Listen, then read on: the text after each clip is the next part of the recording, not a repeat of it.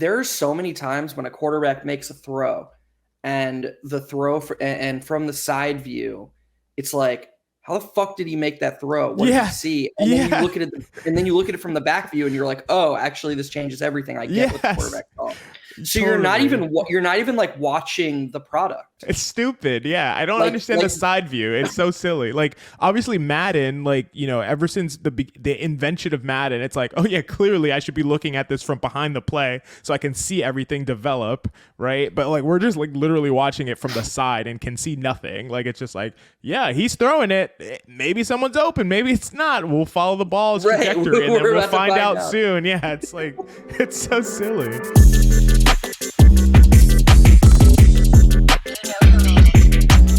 This is Hot Hand Theory. This is a podcast where we talk about the NBA and break things down from an analytical perspective. I'm your co-host, XJ. As always, he is my brilliant co-host, Geoff. Geoff, a lot has happened since our last episode of Hot Hand Theory. The Knicks, there's a lot to talk about as far as the Knicks. I normally on these episodes, I throw it to you, my brilliant co-host, Geoff, as everyone knows. I normally throw it to you first to kind of initiate the conversation, see where your mind's at. On this 9th episode of Hot Hand Theory, I think we're going to switch things up. I'm going to start by talking about a couple things on my mind and let you react to what I'm saying. So the reason I wanted to start is just I wanted to point out something. We are recording this the day after the Knicks and the Lakers game. A big victory for the Knicks over the Los Angeles Lakers. The Knicks offense has been tremendous of late, but their defense in the games prior to the Lakers game, I will say, has been horrible. And, you know, the reason I wanted to start talking is because I know the easy thing to do would be to blame it on the loss of Mitchell Robinson. But I really believe that this started while Mitch was in there. And I also think that some of the narrative around, look how much they need Mitch. Like I kind of knew that would happen because I could see the defensive slide, and I don't see why it wouldn't continue after losing one of the best center defenders in the NBA. But I noticed the defense slipping, and then Mitch got hurt. And I said, watch, we're going to rewrite this thing and talk about how the defensive struggles are really exclusively because Mitchell Robinson is out. But if we look at Mitch's last 3 games before he got injured, they had an okay defensive performance against Toronto. But that's not a good offensive team at all. Was that the game in Toronto? Yeah, on December 1st. I'm talking. I'm going all the way back to not no, the home. No. I was like, that's okay. Huh? No, not the recent game against Toronto. No, that first one. It was decent, but that team is not a good offense. So it really, on balance, it wasn't great. Then they played 2 great offenses. Probably we're seeing 2 of the best offenses in the NBA, Milwaukee and Boston, and they had their 2 worst defensive performances of the year back to back up until the Clippers game this past weekend. So yes, those were elite offenses, but guess what? Over the past 2 weeks, the Clippers have been the best offense in the entire league, and we know what Phoenix can do. Phoenix is potent and can really put up big numbers against anyone at any given night. In my opinion, Isaiah Hartenstein. Well, this part's not my opinion. Isaiah Hartenstein has a better defensive on-off than Mitchell Robinson. He still has a better defensive EPM than Mitchell Robinson. And we've only gotten to see him operate in a small sample of lineups with the starters. So I am just not for drawing conclusions about, look, Mitch was our defense. Hartenstein can't hack it. Obviously, I'm not saying that you're saying this, Geoff, but just speaking to this narrative. And I want to be clear. I'm not saying that iHeart is a better defensive 5 than Mitch by any means, but I do think he can hold his own.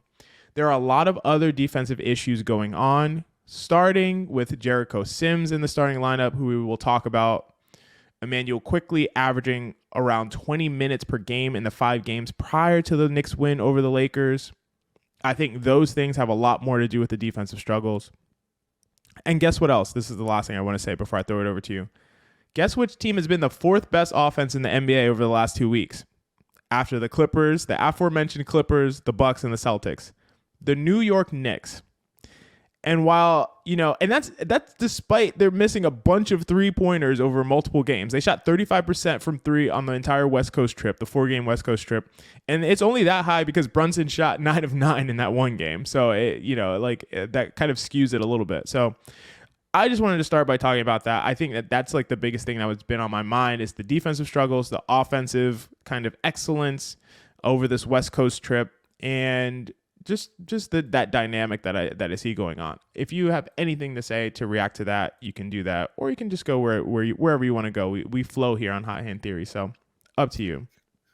Yeah, and it's good to know that I have your permission to talk about what I want to talk. Well, because I started first, No. I grant you permission to go whatever direction you want. Thank you. I know that you do a good job of listening. So, or what did you say last week?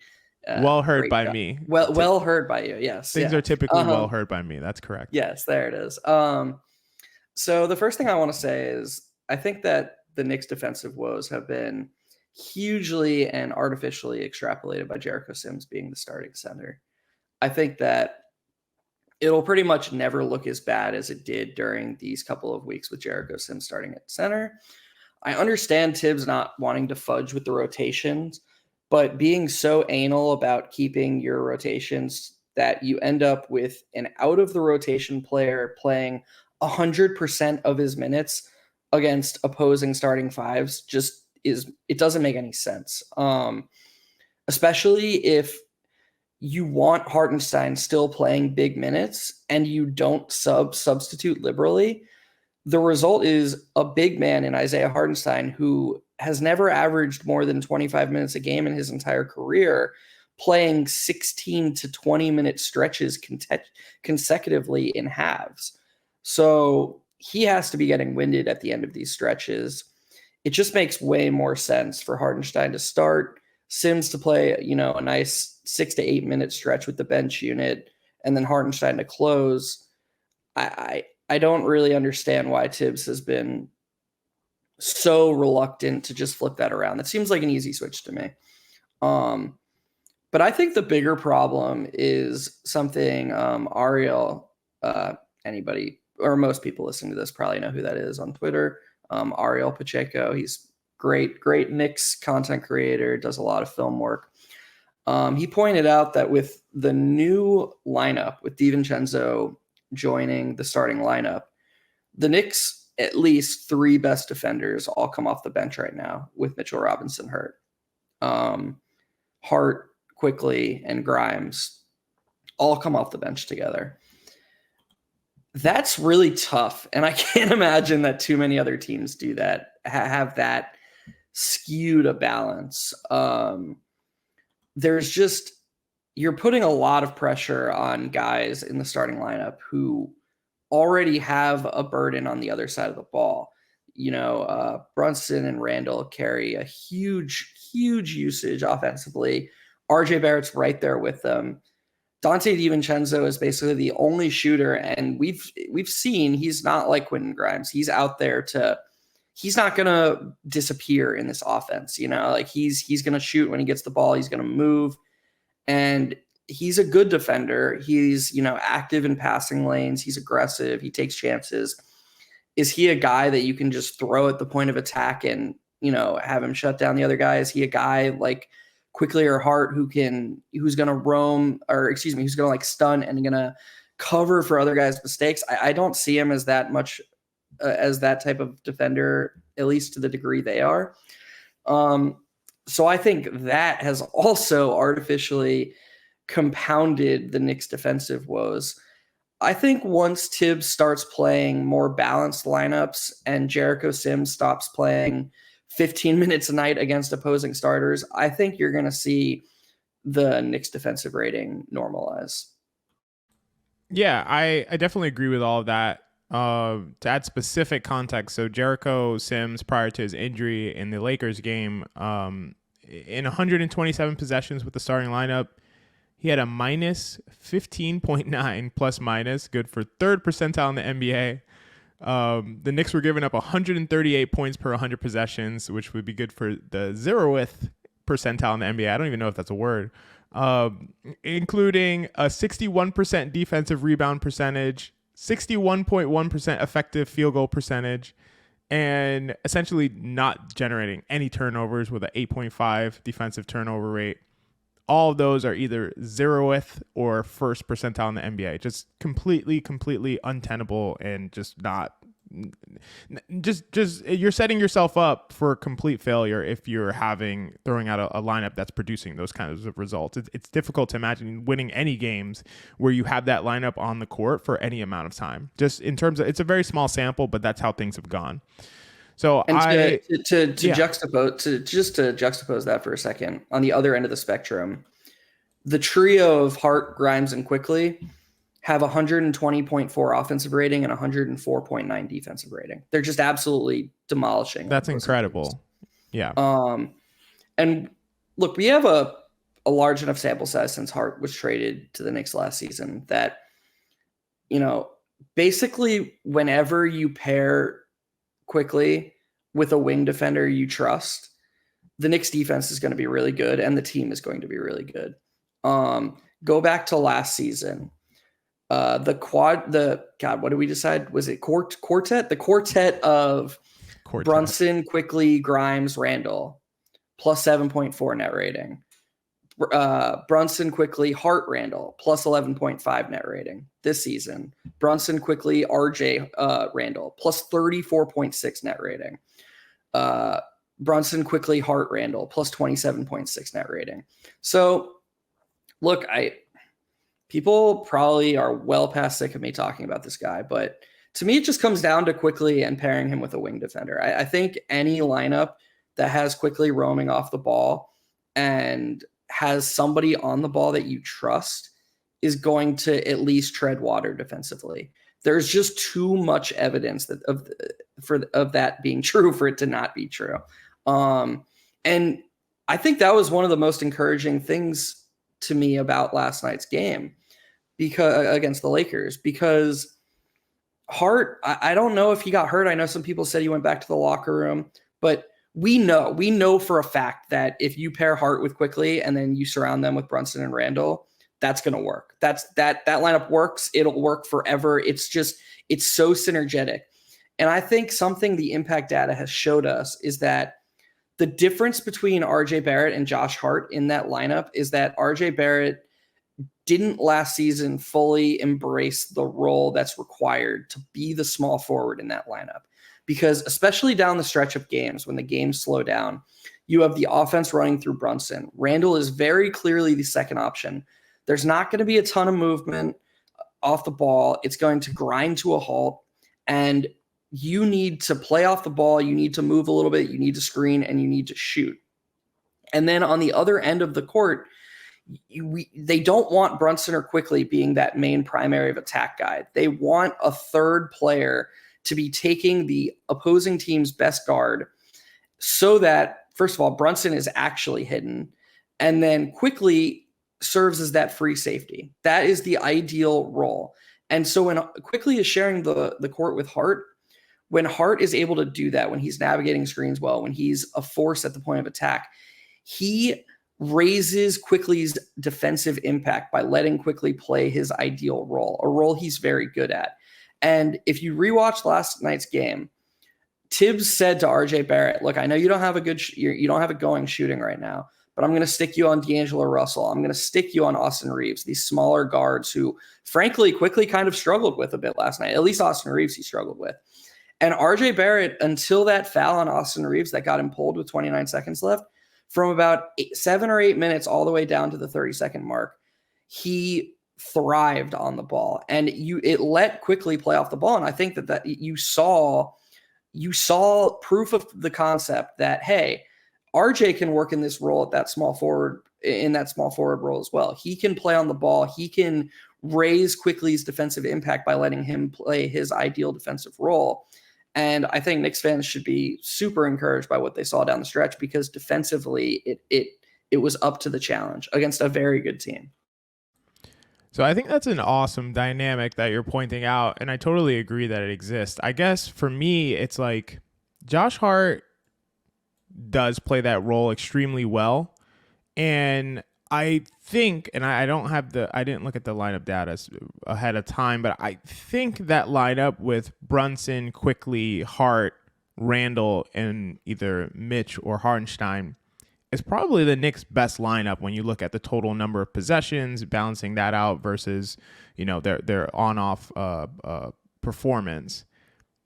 I don't know if do you think that, and I'm just switching to asking you questions now because I think this is such a good thing that you hit on.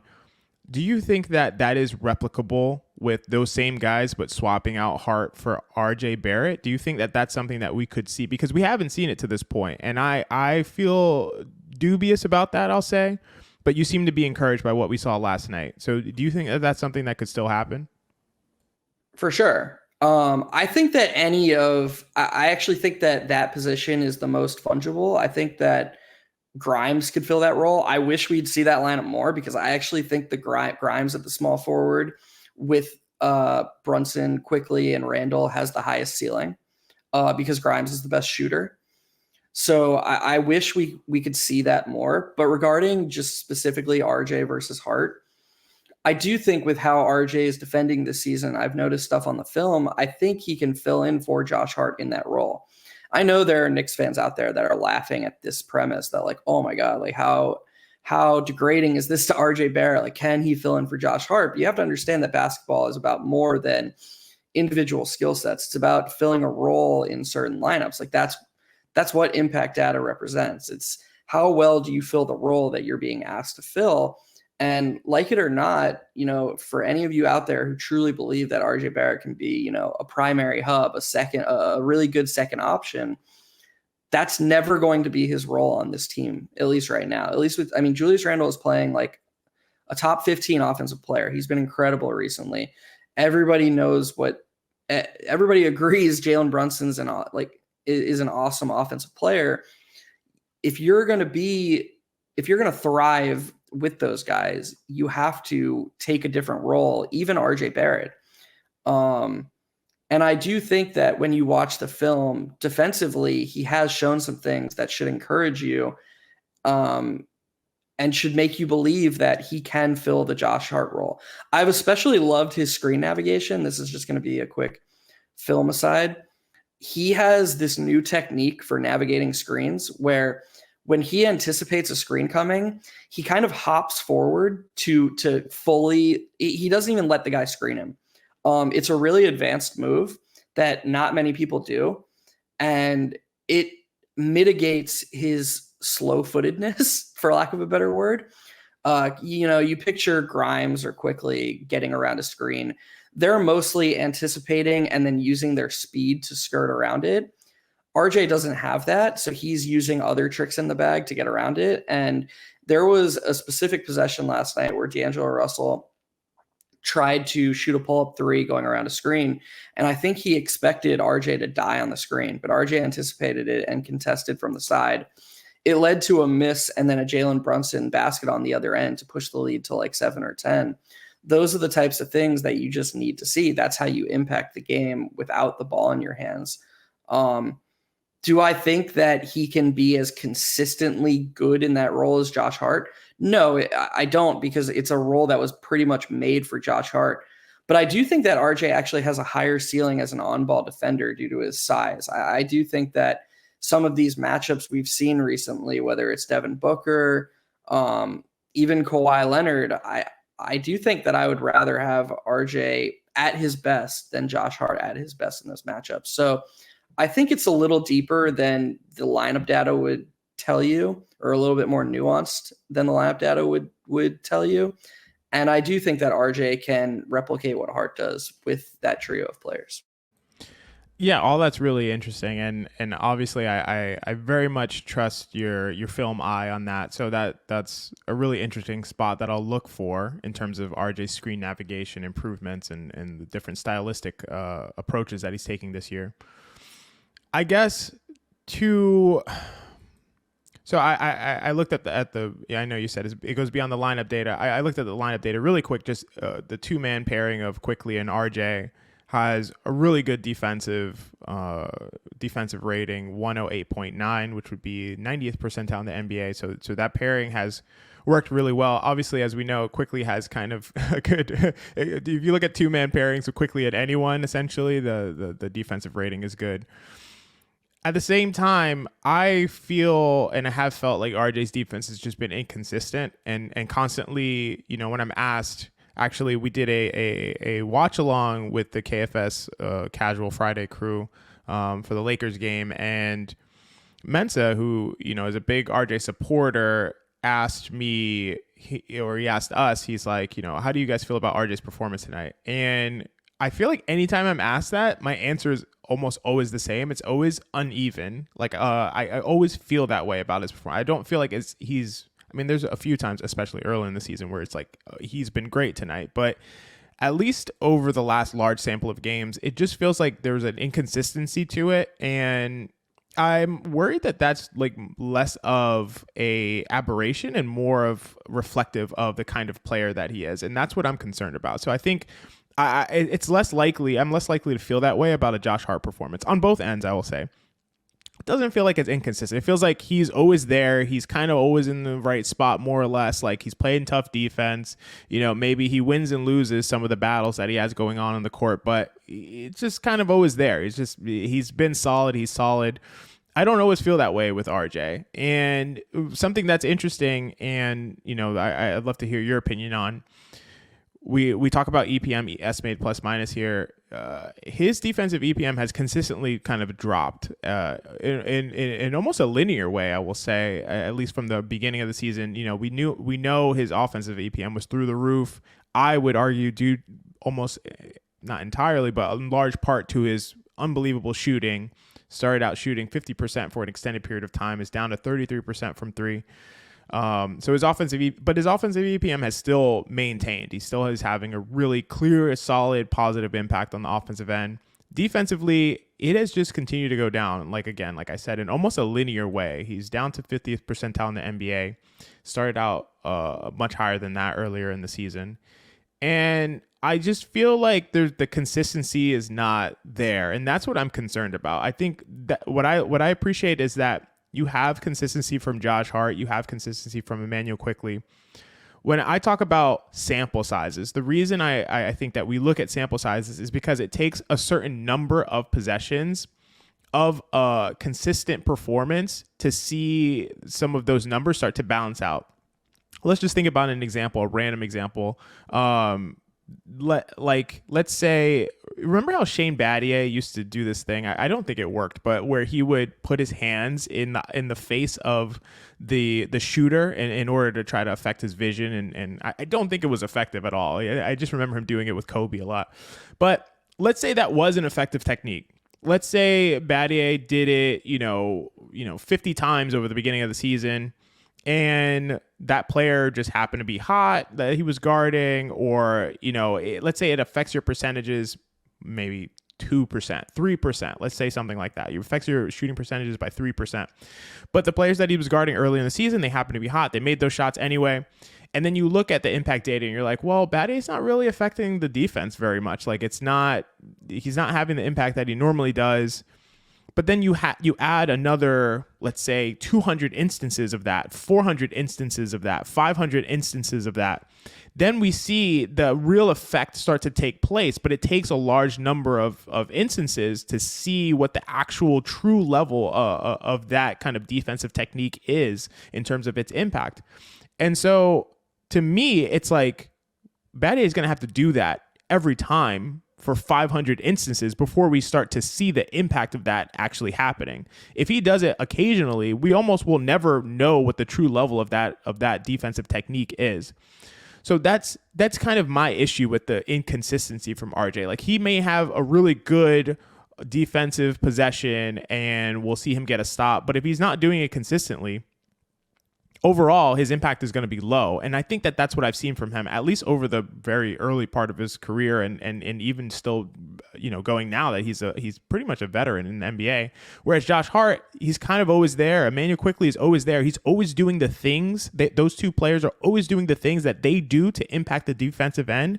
they're always doing those things, like almost every single possession after possession, whether it works or not, because it's not about it working in any individual instance. It's about it working over a large number of instances, and you just have to be consistent in order to have that impact moving forward.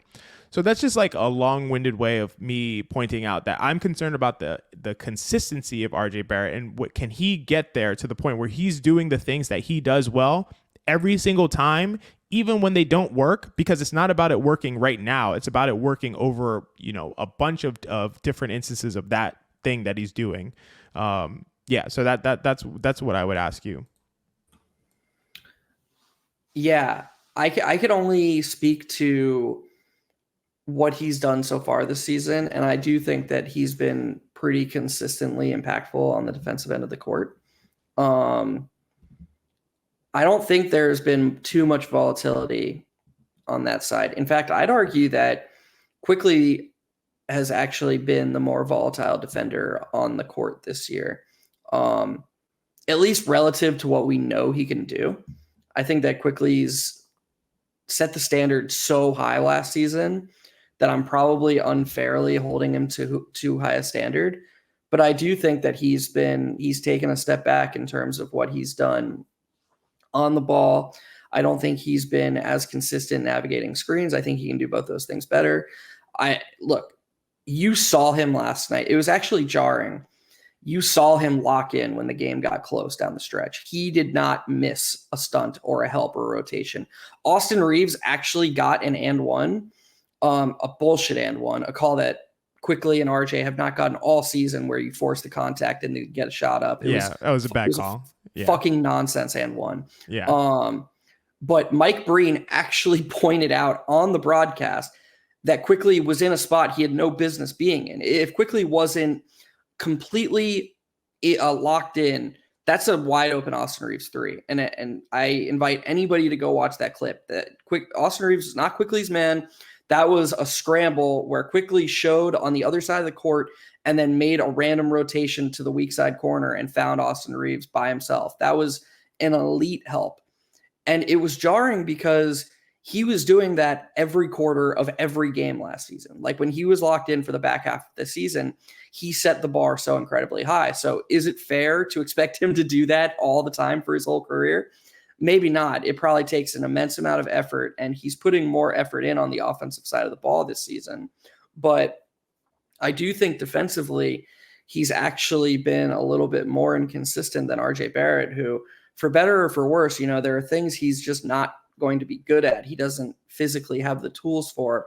But within the realm of what we can expect for RJ Barrett defensively, I actually think there has been that consistency that you're talking about through 26 games.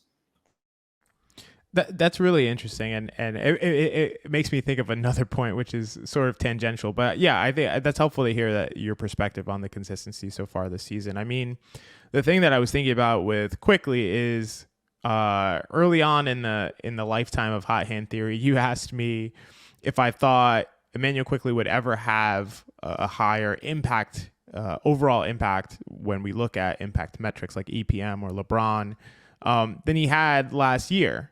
And I said, yeah, of course. Like I would give really good odds on that happening.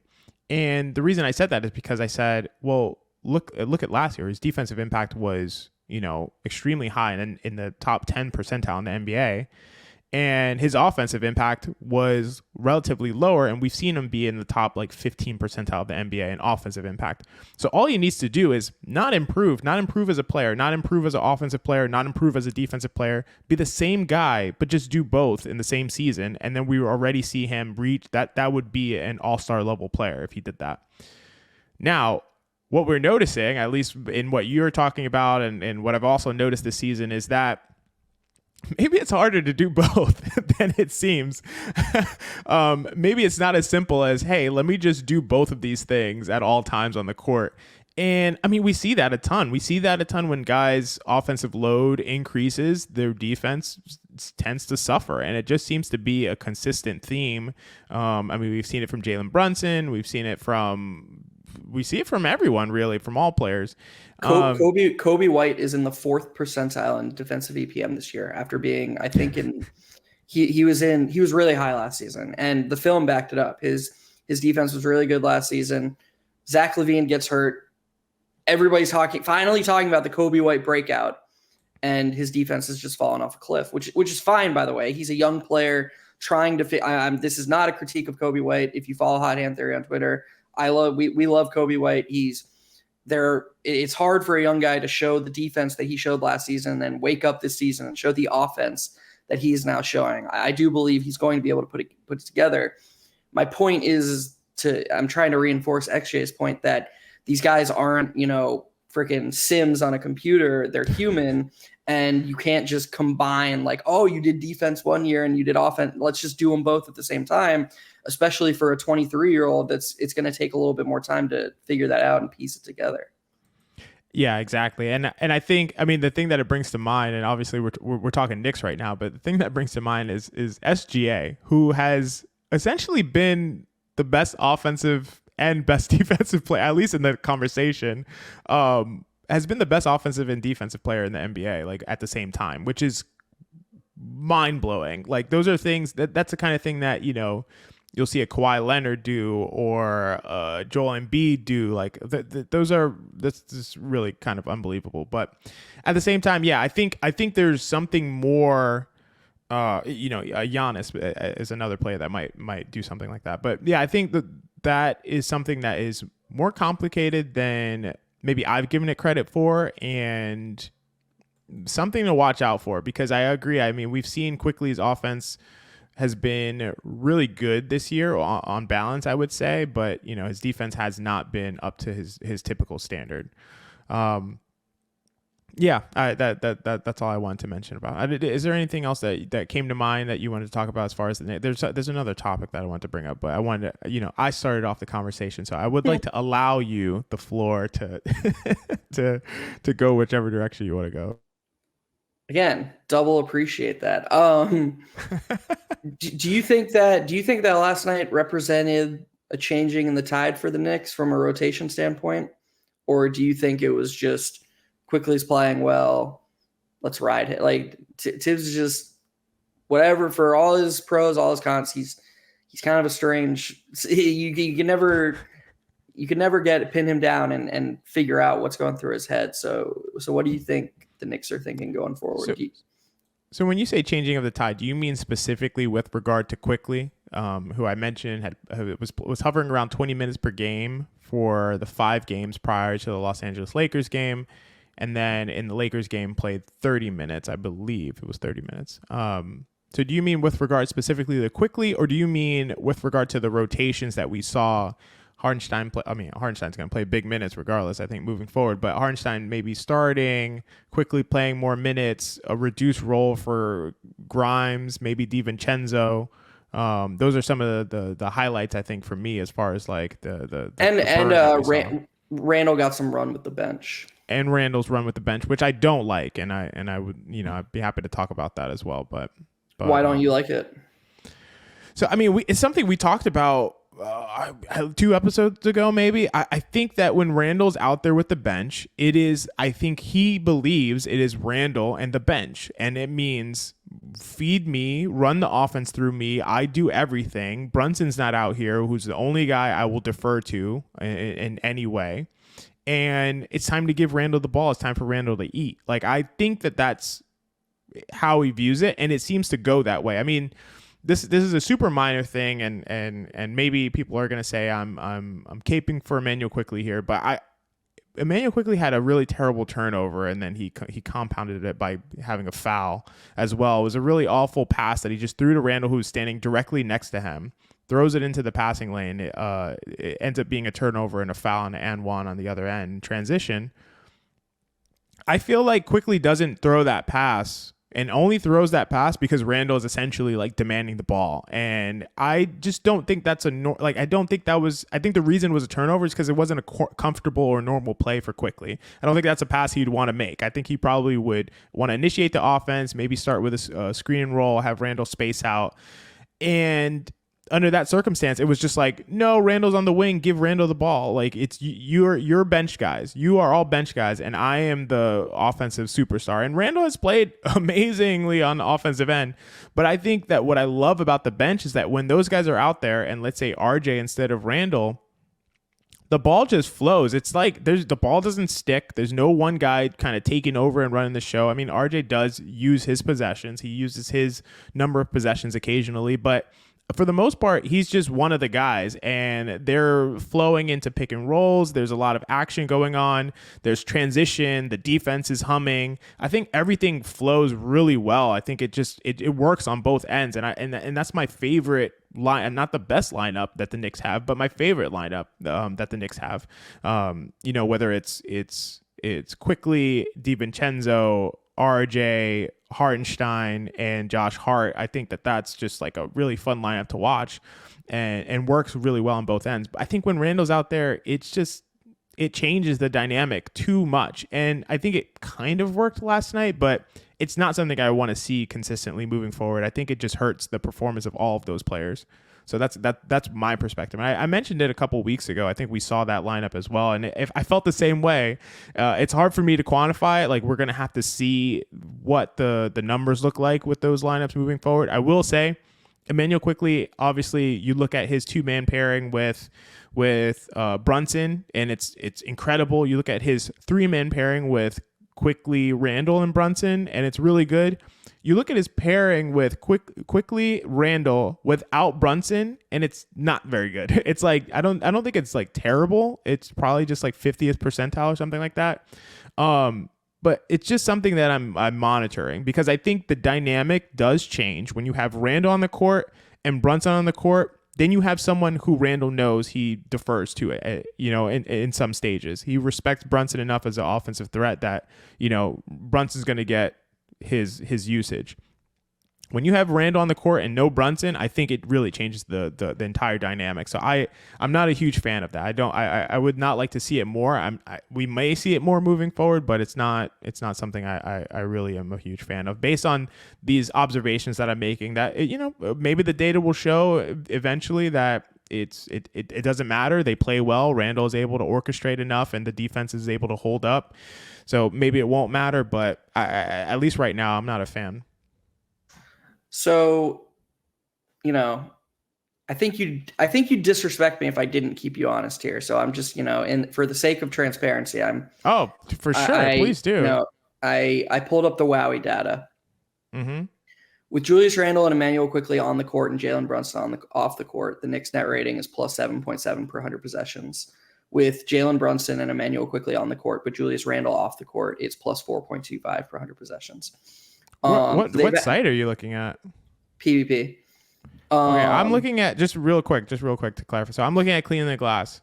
On court, Quickley and Randle. Off court, Jalen Brunson. Mm-hmm. The differential is plus 0.8 in 174 possessions, which would be 52nd percentile in the NBA.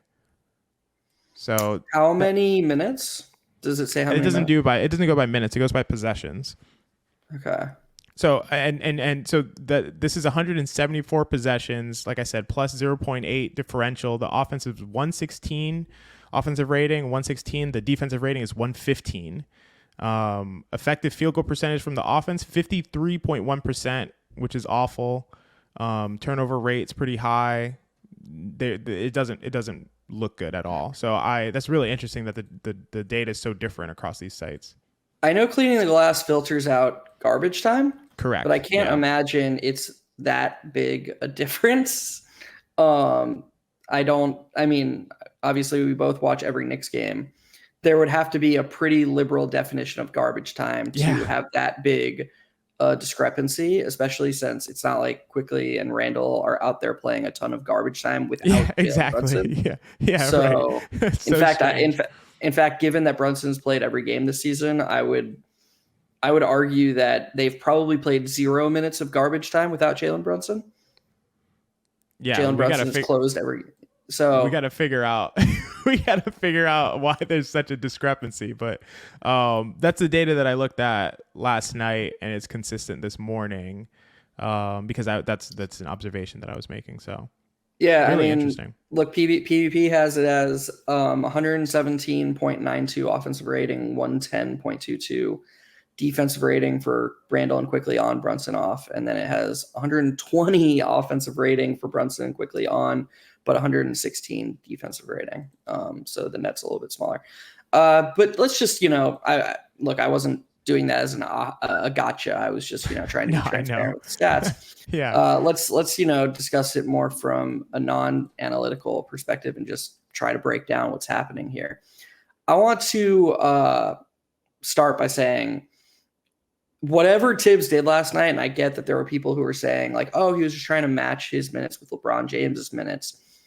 Randle, if this is the new rotation, Randle can't just be playing the first 18 minutes of halves. Like that's not a sustainable method. And so I want to say that everything I'm about to say assumes that if Randle's going to get the RJ bench minutes, it assumes a normal rotation. Like Randle is now coming out, halfway through the first, and he's starting the second quarter with the quote unquote bench unit.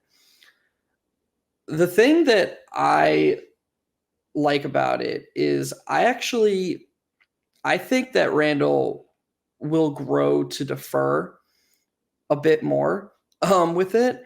And I think that Quickley and Hart elevate Randle's strengths. And if you look across the 4 years that Quickley's played with Randle, Quickley's the only player who's been a positive with Randle all 4 seasons.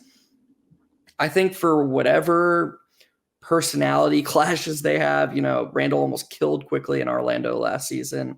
I do think that there's a synergy between the two players. I think you see, when Quickley's dribbling the ball up the court, he's kind of always pointing Randle into position, and he's thinking, how can I, get this guy going? How can I get him to his spots? And when Randle's playing the way he is playing right now, I think there is a justification for maybe not it turning into the full Julius Randle show, like just fully heliocentric, but I do think it is okay that he becomes the number one option.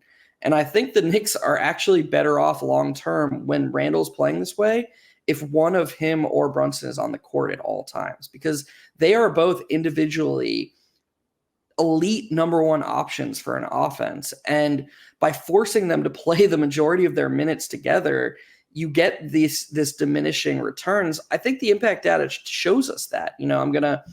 Maybe these stats are flawed, so I guess I'm curious what Cleaning the Glass says, but PvP has Brunson and Randle on, Quickley off. The Knicks for the second straight season are losing those minutes. Like for what the whole has been less than the sum of its parts, even when Brunson and Randle play together. And I think it is because you need that connectivity. You need role players to be next to outstanding number one options. I think the Knicks are better off with 48 minutes of that as opposed to trying to pair them together for 40 minutes and then trying to taper or scrape together 8 gritty minutes with them off the court together. That's never made much sense to me. And if you look at, where is it? Here it is.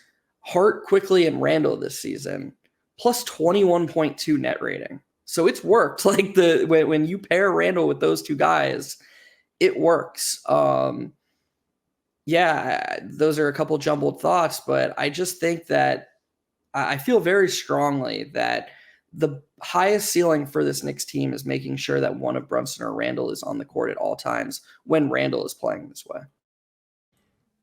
Yeah, and just to say, so Hart, Quickley, and Brunson is also like plus 20 something points as well.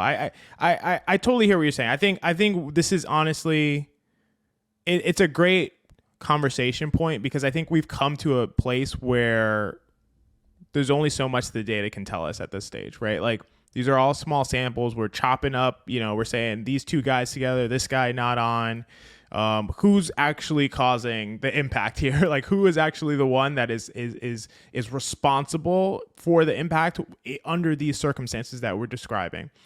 And the on-off data, lineup data, despite the disparities between multiple sites, like regardless, none of those things are just going to be able to tell us. We're not going to be able to have that answer by looking at the lineup data. So I hear what you're saying. I do like the idea of Randle and Brunson kind of being on the court essentially at all times, I was concerned about this dynamic. I do think that Quickley is probably the glue here for all of it, honestly.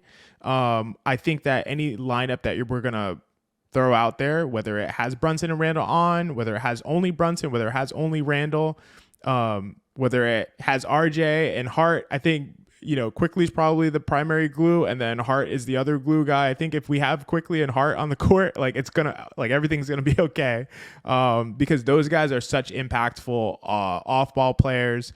Their impact doesn't come from their usage, as we always talk about. Their impact comes from all the other things that they do on the court. Obviously, you mentioned Quickley's defense hasn't been as consistent this year. I think it's improving. We're seeing some of that kind of linear trajectory with regard to his defensive impact. We're seeing that happen in a positive way, whereas, I mentioned RJ, we're seeing that kind of go down in a negative way. So I really think it comes down to, can you mix and match the lineups enough that you have a ton of Quickley and Josh Hart on the court? And I just think that at the end of the day, to me, I'm not sure what works better. And I'm not really, the biggest proponent of saying, like, you need to do this. Tibbs needs to do this. He needs to have this rotation, this lineup. I don't really feel like that in this case. I just feel like Quickley needs to play more minutes and Josh Hart needs to play more minutes. And I think, to me, when it comes down to it, you mentioned this kind of guard and wing defender dynamic where the wing can kind of take the on-ball role, the guard takes the off-ball role. I think we see that on other teams work really well. In Orlando, they have similar dynamics where they have, really strong guard defenders, really strong wing defenders. We also see that in Minnesota. That is like obviously they have really strong defenders at every position, but Nickeil Alexander-Walker, yeah. I just want to say, were you able to watch I want to ask, were you able to watch the Timberwolves Heat game last night? No, I didn't catch it. Look, if you have any interest in watching a replay of a random basketball game, I could make an argument that was the highest quality NBA game of the season. It was really? It was an incredible matchup, an incredible basketball game. Chris Finch has the Timberwolves just operating at such a high level, and I don't want to go off on a tangent here, but we need to acknowledge that Rudy Gobert has just become one of the most underrated players in the NBA. And if you rewatch that game, just watch Rudy Gobert. Watch what he does to Bam Adebayo, and honestly, the whole Heat offense down the stretch of that game. He is this whole idea, and it makes me think of Donovan Mitchell. Donovan Mitchell was never the best player on those Jazz teams. Like, when are we going to talk, or at least the most impactful player? All the data reflects that. And I know we have this mind's bias to, well, the game gets tight, you're putting the ball in Donovan Mitchell's hands, not in Rudy Gobert's hands. And that in and of itself places a higher emphasis on one side of the ball than the other side of the ball. And it also places the highest emphasis on specifically what's going on with the ball in your hands. And it ignores that, hey, maybe actually there are all these other things that elevate the ball handler's ability to do the things that he does with the ball in his hands. We don't know in our mind the optimal way to weigh those things. The data doesn't care about how to weigh those things. It's just telling you what's happening. And for 4 or 5 years in Utah, the data told us that Rudy Gobert was the solar system in Utah. He drove all of their success. And that's probably why it was so glaring when they failed in the playoffs, when Rudy Gobert was, quote unquote, being exposed, because without Rudy Gobert being his most impactful, that Jazz team just wasn't very good. They needed Rudy Gobert to be his most impactful. So people always saw it as dunking on Rudy Gobert. Like, see, he's actually not that good a defender. But it's like, no, this actually exposed how not mediocre, but how overrated the rest of the Jazz players were, because without Rudy Gobert being his best, they just fell off a cliff. Just to jump in real quick, because I think this is really interesting what you're saying. I'm sure there are a lot of people who were saying some of these things. I wasn't as involved in Twitter and social at the time. So at least for me, my thought was never like, I thought it was clear that Gobert was the most impactful player on those teams. Like I don't think it was really even close. Like I don't even have the data in front of me, but I don't think it was like Mitchell and Gobert. I think it was like clearly Gobert is the most impactful player on this team. I think that the issue for Gobert was that he could be schemed off the court, right? Like that was, and the fact that he schemed off the court doesn't mean that he's a bad defensive player. It showed how good a defensive player he was, how much of essentially a heliocentric defensive player he was.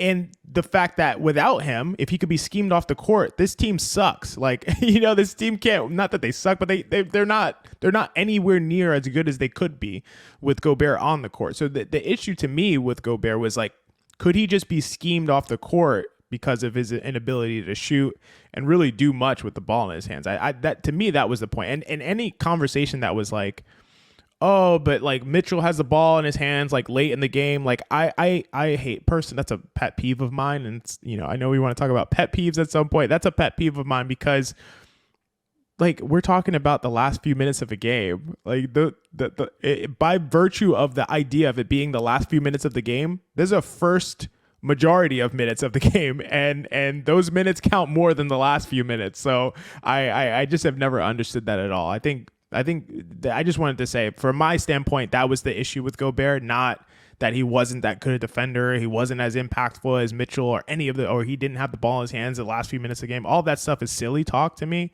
It was just about the fact that he could be schemed off the court, which completely eradicated his impact, obviously, if he's not there. Yeah, really great point. And to try to marry some data to it, the 2020-2021 Jazz, everybody remembers that team. They were the 1 seed. They lost to a Kawhi Leonard-less Clippers in the second round, where Ty Lue basically said, we're going to play Terrence Mann at center when they were down. They were down like 30 at home in game 6 against the Jazz. And they stuck Terrence Mann in at center and just had one of the most incredible comebacks you'll ever see. Everybody remembers that team. That year, the Jazz were plus 15.9 per 100 when Rudy Gobert played, minus 2 per 100 when Rudy Gobert sat. He was the only negative when he was off the court. Everybody else's off-court minutes were positive. On the other end of the spectrum, you had Donovan Mitchell. The Jazz were plus 7.9 per 100 when he played. They were plus 10.3 per 100 when he sat. So they were actually worse with him on the court than off it. That's almost 20 points per 100 difference between the two players in terms of net court differential. I'm 100% sure if you looked at EPM or you looked at LeBron, any of the advanced data, they would also reflect that Gobert just was the most impactful player on that team. So yes, to anybody who loves basketball, go watch that Heat Timberwolves game. Great, absolutely great high quality basketball game, and it showcased Gobert's skill set. But I did want to bring this up because I think it's totally normal. I wouldn't say we were laughing at it, but we were being a little dismissive of the idea that our eyes have a bias towards what Donovan Mitchell does versus Rudy Gobert does. I don't want to disparage any NBA fan whose intuition has that bias.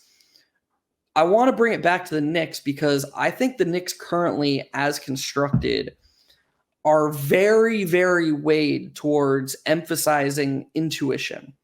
And what I mean by that is Tom Thibodeau, for all the criticism he gets about his long shifts and lack of rotations and lack of creativity when it comes to lineups, he also is one of the most anal substituters or lineup builders in the entire NBA.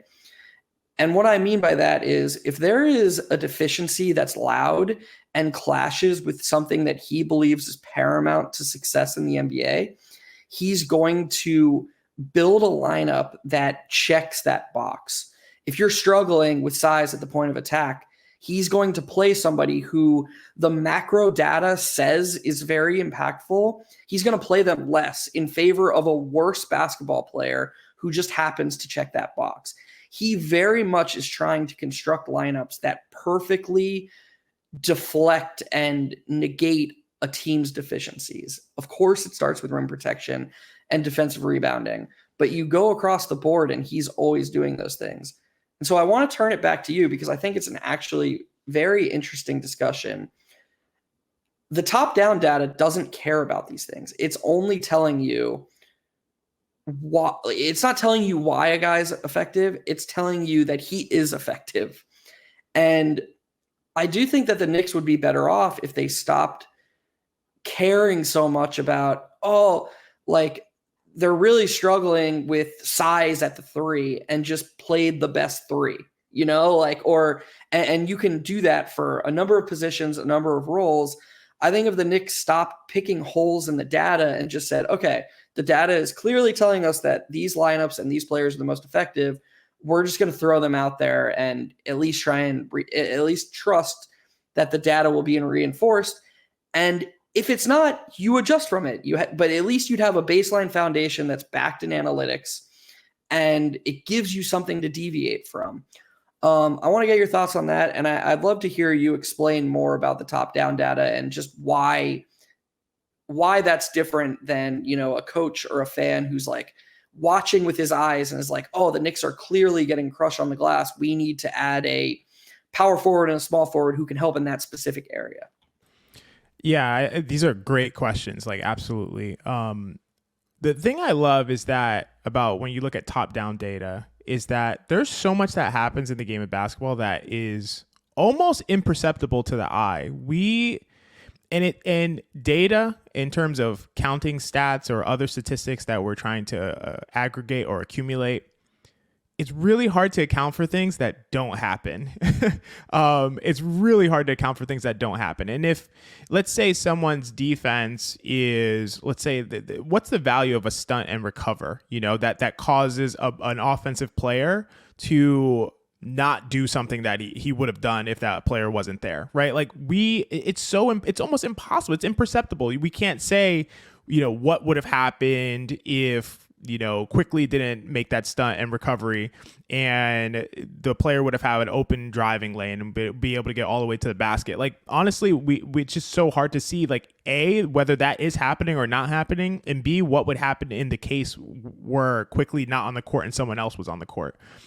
We can't count those statistics. Like, it's just we're not able to perceive them. Maybe with, different types of technology that, I'm sure the NBA is looking into, that will be something that we could count later on, and we could go with more of a bottom-up approach. And when I say bottom-up, I mean by counting the things that happen and then adding them up into figuring out what's the sum in terms of impact. But right now, the best thing that we have is going top-down, and that's starting from the scoreboard. That's starting by looking at the scoreboard. So as most of us know, plus minus is the point differential that a team has when a player is on the court. And we use this to calculate the team's net rating when the player's on the court by converting it to per 100 possessions. We always talk about this kind of thing. But then we can take it a step further by figuring out the player's on-off by comparing the team's net rating with him on the court versus the team's net rating with him off the court. So this is, the on-off rating can tell us how much better or worse the team does when that player is playing. Geoff and I talk about this all the time. Most NBA fans talk about this all the time. But if we talk about, and this is something that we talked about on the KFS live stream that we did recently, the concept of kind of causality, we can't draw any conclusions about causality for these on-off ratings. So for the example I like to use, and I use this all the time, is that at least when the last time I looked, this may not be true, but right now, but it's often true. The number 2 player in on-off in the NBA is Kentavious Caldwell-Pope. And I think he was at like a plus 23.9 on-off, which sounds insane. So that means that the Nuggets are like 24 points per every 100 possessions better with KCP on the court than off the court. That's completely ridiculous, astronomical. Does that mean that KCP is the most valuable player in the league? Actually, KCP shares the court with this guy named Nikola Jokic about 90% of the time. 90% of the time they share the court together. And Jokic is on-off, which, I'm not sure what the updated is, but last time I looked, it was like plus 24.3. So we know, based on other ways to getting closer to figuring out like causality, that Jokic is probably more responsible for the insane on-off than KCP is, right? So the main issue here is that who you share the court with matters a lot. when it comes to like plus minus and on off. And it's not just your teammates like KCP and Jokic, but it's the opponents that you play against. So, if a player is only on the court against, let's say, the opponent's like LA Fitness crew, as GMAC likes to say when at the end of the season when Obi Toppin is out there dropping 45, apparently it's against the opponent's LA Fitness crew, and he destroys them. It doesn't tell us that he's better or more impactful than Jokic, who might be destroying Anthony Davis, for instance, who obviously we know is like completely decimated the Knicks the other night, despite in the loss. So anyway, my point is just that we need to understand like what randomness or noise that happens. And oftentimes noise will be like luck, like the opponents happen to miss a bunch of threes when a player's on the court. But we want to know if the opponents miss threes because a player is on the court or if they just happen to miss threes. So the way that we do this is like a bunch of data crunching that is probably very boring. But we want to understand like comparisons and relationships amongst the players. And this is where the impact metrics come into play. So the impact metrics, what they try to do is they try to apply a filter that filters out the noisy or like clearly wrong data. And they do something, called using a Bayesian prior, which I won't get into. But it helps identify whether there's like weird outliers and stuff that doesn't make sense. And then it gets rid of them. And then so it's more accurate. And that's what EPM does. So basically the point here is that when you look at this top-down data, it's doing all of these things, again, from the top down. It's starting from the scoreboard, and then it's looking on who's on the court, and then it's trying to understand what is happening when those people are on the court and who is responsible for what is happening with those people on the court. So that is a much better way, in my opinion, to look at impact, because it is accounting for all these intangible things, these imperceptible things that our eye can't pick up, or if it can pick up, it is only through like minute like studying film, looking at it over and over again, which we just can't do with every single play. And there are going to be things that are happening that no matter how much we look at the film, we won't notice. So if we're not able to collect and aggregate each of those data points, we're never going to be able to understand the true value of a player. And that's why top-down data or top-down analysis is often a more useful way to look at, how much impact an NBA player has. I feel like that was probably a little overly complicated, but that's the best way I could think of to talk about it. Well, no, I think you did a great job. The one thing you didn't mention was role, which I think gets totally underrated by the average NBA fan. And to your point about, I thought a really great point you made was like, there are all these little things happening on a basketball court all the time that there's no stat for. There's no, so in the biased mind, those things get suppressed. The value or the impact of those things get suppressed. And I think one day we're going to have a more true understanding of how much a point is actually worth. You said it the other week. If a team of G Leaguers stepped foot on the court against the best team in the NBA, they'd still score like 90 points per game. So we have a way to count baskets, but we also probably overrate the impact of individual scoring, because most scoring, frankly, is replaceable. If you put NBA players on the court, they're going to score. And I feel like that gets either ignored or discounted, and people in their minds, they're like, those 2 points are worth 2 points. But from an impact perspective, they're actually not. Yeah, that's a great point, because so actually most NBA fans have heard of PER, or player efficiency rating. So player efficiency rating is often used and cited as like an impact metric, when it is actually the exact opposite. It is a bottom-up metric. So player efficiency rating is created by ascribing value to each of the different counting stats that we see on the court. So it says like a point is worth this, a rebound is worth this, an assist is worth this. But like you said, how do we know what the value of that is? Because somebody else would score that same point, or somebody else might get that same rebound, or somebody else might get that same assist. So we don't actually know what the value is of those counting stats. And then we're also leaving out the whole host of other things that happen that, again, are imperceptible, that we can't count. So that's why player efficiency rating is so much worse, or not as valuable, doesn't have as much predictive value, doesn't have as much descriptive value as something like EPM or LeBron, these other impact metrics. So that's a great point. I just wanted to strike on that. Yeah, and the last thing you said is so important. Some stats tell you what happened. Some stats tell you a version of what happened, but also have more correlation with what's going to happen in the future. And if there are baseball fans listening to this, you have ERA versus FIP. It's possible to have, and FIP is just like an adjusted ERA, a really good adjusted ERA that, as you know, or maybe you didn't know this, but I'm sure intuitively you did, a pitcher can only control so many things. An ERA isn't telling you where the person pitched, who they pitched against, who their defenders were. There's a lot of luck with hitting a baseball, where the baseballs happen to fall, or what hole, if they happen to find a hole on ground balls. FIP is adjusting for how hard the balls you allow to be hit are given up for. They adjust for opponent, they adjust for field, yada yada. So if you want to look at how good a season, I mean, me and XJ have actually argued about this before, but if you want to look at how good a season a guy's had, it's actually pretty reasonable to look at ERA, because it's possible to be extremely lucky, but just for that stretch of time, have had good results. But if you want to look at how good somebody is likely to be going forward, you want to look at this adjusted data and this more advanced data.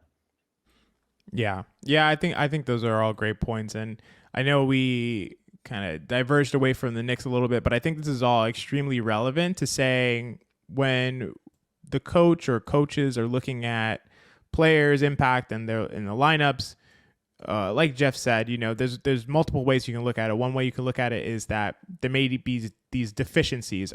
This player's too small, may get exploited in this specific way, or this player's too slow and may get exploited in this specific way. And there's a lot of validity to that, because there's a lot of stuff that, the impact data can't necessarily predict that's happening. Impact data is not nearly 100% accurate. There's a ton of error in that. But at the same time, there's a lot to say with regard to, like, here are the outcomes. Here are the outcomes when I throw these guys out there together across a huge sample size. Let's go with that. And then maybe one day we'll look at the film and we'll be able to figure out, oh, okay, it's this synergy that happens. These guys play off of each other this way. There are all these synergistic effects that we can start to notice over time if we look hard enough. But to me, it's like, hey, let's get the impact and then we'll figure out the why later. And that's generally my perspective. Well, we've seen when you do it the other way, when you look at lineup construction as feeling out how best to check boxes that you think are important, you could end up doing something like starting Elfrid Payton 71 out of 72 games because you need his size at the point of attack. So look, as a person who has deep dove into certain aspects of professional gambling, I can promise you that in almost any game or any system that requires a strategy, having a baseline foundation that is optimal that you can then deviate from is much better than operating purely on feel. So that's what you always want to do. You need to, in poker and chess, it's called GTO, game theory optimal. All the elite chess players, all the elite poker players, these people all have a system, and they know what makes them truly special is they have this system, locked down. They have it memorized. They've studied. They know all the moves, but they also have a feel for, okay, I think this is a good time to deviate. I do not see Tom Thibodeau as operating on any sort of optimal baseline and then, I'm just going to deviate a little bit from here. He is very much flying by the seat of his pants and just, okay, we're playing these guys this week, and I actually think rebounding is going to be the most important thing. So I'm going to go with my best rebounders. I feel very strongly that the Knicks would be better off if they went with a more data-driven lineup construction or rotation construction and gave Tom Thibodeau the freedom, because look, I'm saying this, but But I want to be very clear. I do trust Tom Thibodeau's basketball mind. I do trust him in certain spots to understand better than I would, better than most people would, what is required. I think that he has things that only experience can give you. But I think there needs to be a little bit tighter of a leash on what the Knicks baseline is, what they're starting from. If Tom Thibodeau looks at a matchup and says, I'm not sure what Immanuel Quickley can do here. I think his size is going to be exploited. I'm not going to have the ball in his hands very much. I'd probably still disagree with that. But if the baseline was, okay, Quickley's going to play 30 minutes a night, just sometimes I'm going to fudge that a little bit, I would trust that a lot more, and I think the Knicks would be a lot more successful. Yeah, 100% agree. And the last thing I wanted to say, just something you said really struck me. When it comes to having kind of a baseline sort of premise that you start from or equation, so to speak, I think that this is something I want to talk about in a future episode of Hot Hand Theory. We definitely don't have time to get into it now, but there is about 50 years, half a century of research that is very conclusive when it comes to human judgment in terms of prediction versus algorithmic judgment. And it is a clean sweep in every single field that has been studied that algorithmic judgment is superior to human judgment. And this is to say, like, it goes so far as to say that when I'm talking about algorithmic judgment, we think of like complex algorithms like machine learning techniques and all of these, like even simple linear, very simple everyday, we can do the math from our 8th grade math class. Those kinds of techniques in terms of making predictive judgments are still better than feel-based human judgments in a very consistent basis. Like it's pretty incredible. And the reason for that is due to the noise and bias in human judgment, not because algorithmic judgments are so much better, are so amazing. Like they end up being like pretty good. But really the issue is that human judgment is like extremely flawed due to noise and bias that we see. And we see that in sports on a consistent basis. So it's completely applicable and something I want to get into in a future episode.